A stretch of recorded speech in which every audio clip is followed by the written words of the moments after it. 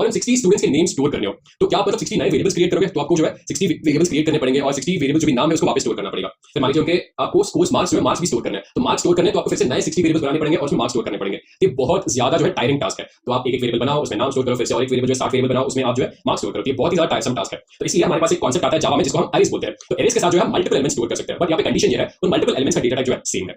तो यहाँ पे एरे का एग्जांपल है, यहाँ पे हमारे पास एक एरे है जिसका साइज 7 है, तो 0 1 2 3 4 5 6, तो साइज एक्चुअली 7 है और इसमें हमने कैरेक्टर स्टोर किया है फ्रॉम ए टू जी। और एक एरे का इंडेक्सिंग जो है 0 से स्टार्ट होता है, तो पूरे 7 एलिमेंट्स है और एरे का इंडेक्सिंग 0 से स्टार्ट होता है। तो पहला एलिमेंट इंडेक्स 0 पे स्टोर होगा, सेकंड एलिमेंट इंडेक्स 1 पे स्टोर होगा, थर्ड एलिमेंट इंडेक्स 2 पे स्टोर होगा, एंड ऐसे जो है पूरा जाएगा। तो आपको किसी एलिमेंट को इंडिविजुअली एक्सेस करना हो तो आप जो है उसको उसके इंडेक्स वैल्यू के साथ एक्सेस कर सकते हो। तो ये एरे के बेसिक्स हो गए। तो अभी जानते हैं हम एक एरे को जावा में कैसे क्रिएट कर सकते हैं। तो यहाँ पे हम जो है कैरेक्टर एरे क्रिएट करें, तो ये सिंटेक्स है कैरेक्टर एरे क्रिएट करने का। सबसे पहले आप डेटा टाइप लिखोगे, यहाँ पे कैरेक्टर एरे इसलिए कैर लिखोगे, और एक एरे है तो आप एक स्क्वायर ब्रेसेस उसके बाद लिखोगे, कैर स्क्वायर ब्रेसेस, फिर एरे का नाम ए, फिर यहाँ पे न्यू एरे न्यू कैर, तो क्योंकि कैरेक्टर टाइप है फिर न्यू कैर लिखोगे क्योंकि ये नया एरे है न्यू। फिर यहाँ पे आप एरे का साइज इनिशियलाइज करोगे, तो मुझे एरे चाहिए विद 5 एलिमेंट्स, तो न्यू कैर ऑफ 5। तो फिर मैंने यहाँ पे एक एरे क्रिएट कर दिया है। इस एरे में मुझे फिर अगर एलिमेंट्स लोड करने हो तो मैं ऐसे लोड करूंगा, तो ए ऑफ 0, तो मतलब इंडेक्स 0 ऑफ ए में ए स्टोर करूंगा, इंडेक्स 1 में बी, इंडेक्स 2 में सी, इंडेक्स 3 में डी और इंडेक्स 4 में ई।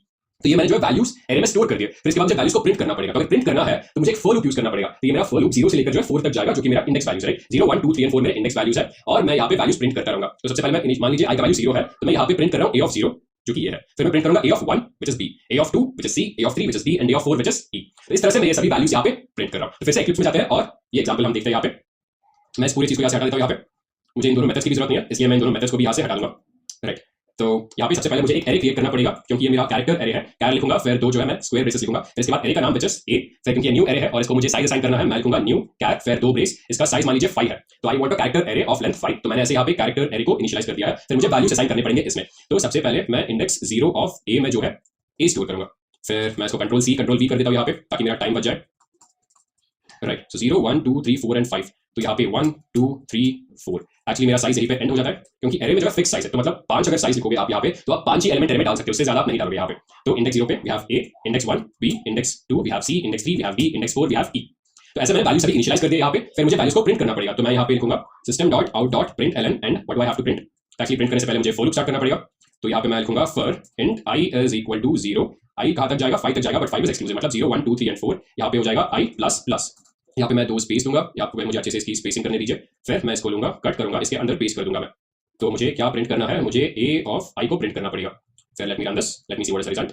तो ऐसे मैंने जो है ये 5 वैल्यू इस एरे में स्टोर कर दिए। फिर मैंने एरे के वैल्यूज प्रिंट कर दिए जो कि थे A B C D and E.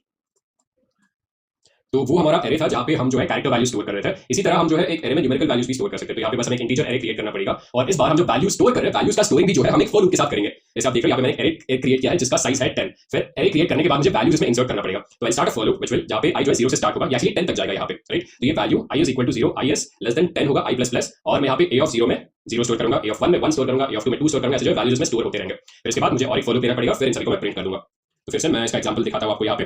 तो मुझे एक इंटीजर एरे लिखना पड़ेगा, तो इंट इसका नाम फिर से मैं ए लिखूंगा, न्यू ऑफ इंट इसका साइज होगा 10। तो ये मैंने ऐसे एक इंटीजर एरे क्रिएट किया है। फिर मैं एक फॉर लूप के साथ इसमें वैल्यू स्टोर करूंगा। तो मैं यहाँ पे लिखूंगा आई इज इक्वल टू 0, फिर हो जाएगा आई इज लेस देन 10, फिर मैं यहाँ पे लिखूंगा आई प्लस प्लस। ये मेरा बॉडी यहाँ पे ओपन हो गया है। फिर मुझे बस वैल्यूज इसके अंदर इंसर्ट करने पड़ेंगे। तो वैल्यूज अगर इंसर्ट करने हैं तो यहाँ पे मेरा हो जाएगा A of I is equal to I. तो इनिशियली आई का वैल्यू 0 था, तो ए ऑफ 0 मतलब इंडेक्स 0 पे मैं 0 इंसर्ट करूंगा, फिर आई इंक्रीमेंट होगा 1, फिर इंडेक्स 1 पे आई इंसर्ट 1, सिमिलरली इंडेक्स 2 पे आई इंसर्ट 2, इंडेक्स 3 पे आई इंसर्ट 3 और ये ऐसा इंडेक्स 9 तक जाता रहेगा। तो ऐसे मैंने वैल्यूज जो है स्टोर कर दिए, मुझे बस फिर वैल्यूज को प्रिंट करना पड़ेगा। So values the for loop again, फिर से जो है int I is equal to 0 and I is less than 10 and then I type out I plus plus over here. So now that this is done, मुझे बस values print करने पड़ेंगे। तो फिर मैं यहाँ पे system dot out dot print ln लूंगा और ए ऑफ आई मुझे प्रिंट करना पड़ेगा। तो इस तरह से मैं वैल्यूज को प्रिंट कर सकता हूँ यहाँ पे। तो मैंने यहाँ पे ऐसे जो है वैल्यू 0 से लेकर 9 तक जो है प्रिंट कर दिया। तो अभी फिर से एक कॉमन एग्जांपल है एरेस के साथ। तो मान लीजिए हमारे पास दो एरे है यहाँ पे ऐसे। तो पहले एरे में हमारे पास एलिमेंट्स है 0 1 2 3 एंड 4 और दूसरे एरे में हमारे पास एलिमेंट्स है 5 6 7 8 9। तो हमें करेस्पॉन्डिंग वैल्यूज को ऐड करना पड़ेगा। मतलब यहाँ पे इंडेक्स 0 दोनों को ऐड करना पड़ेगा। 5 प्लस 0 0 हो जाएगा, इंडेक्स 1 6 प्लस 1 7 हो जाएगा, इंडेक्स 2 7 प्लस 2 9 देगा। राइट, तो ऐसे हमें जो है इन वैल्यूज को ऐड करके एक नए एरे में स्टोर करना है और उस नए एरे को प्रिंट आउट करना पड़ेगा। तो let me go ahead and delete all of this from here. फिर मुझे एक नया एरे बनाना है, तो मैं एक एरे लेता हूँ A, int A is equal to new int और इसका साइज होगा 5।